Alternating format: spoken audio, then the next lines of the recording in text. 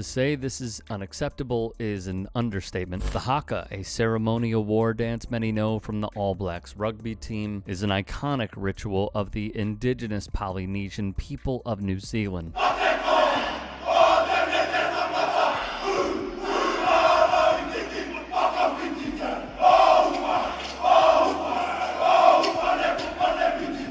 It is a rich tradition that honors many.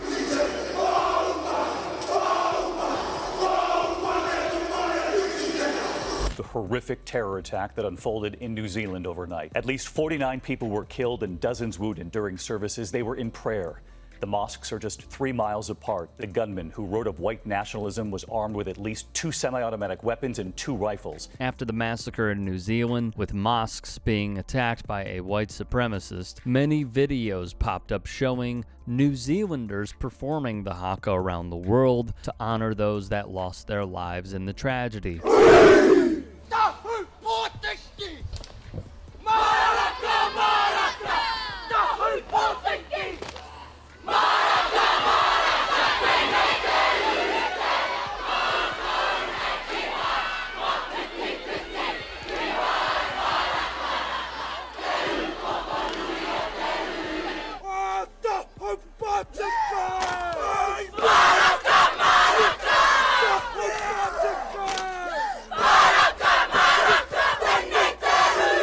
The history of the haka is deeply intertwined with Maori culture and the indigenous people's warrior traditions. The Maori, who migrated to New Zealand from Polynesian islands around 1000 AD, brought with them an array of customs and traditions, among which was the haka. It was traditionally used on the battlefield, as well as during peaceful ceremonies, to display the tribe's pride, strength, and unity. It served as a psychological warfare tool to intimidate the enemy, showcasing the strength and prowess of the warriors before the battle commenced. The warriors would make fierce facial expressions, bulging their eyes, sticking out their tongues, and perform vigorous movements and rhythmic foot stamping in unison, creating an awe-inspiring spectacle. With New Zealand under British colonial rule in the 19th century, Christian missionaries like Henry Williams attempted to eradicate the haka. The arrival of the Duke of Edinburgh, Prince Alfred, in 1869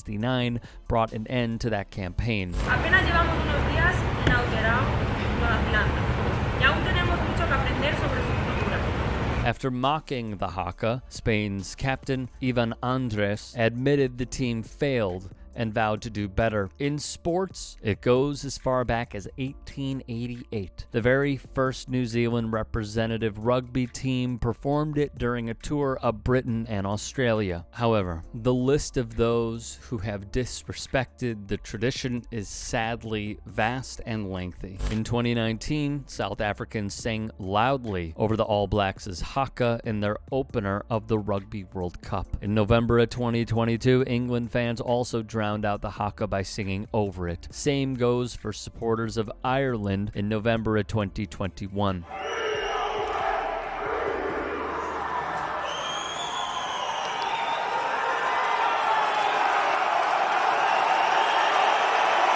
The 1996 Wallabies team chose to turn their backs on the haka and warm up in their own half before a clash in Wellington, an idea that backfired with a record 43-6 defeat. In 2008, Welsh players showed their disdain when at the end of the haka they refused to break from their linked arms and start the game. Instead, they stood, holding their opponents' gaze for 2 minutes, trying to stare down the All Blacks. However, for the Spanish women's national team, they are hoping to end their embarrassment and learn from their mistakes. In addition, the Netherlands' Meryl van Dongen, seen here, has apologized. Furthermore, speaking with a Dutch newspaper, van Dongen said, "If I've hurt people with it, I'll say sorry to them. It won't happen again. I did not realize at all what it would cause. It was absolutely not my intention to make fun of the haka."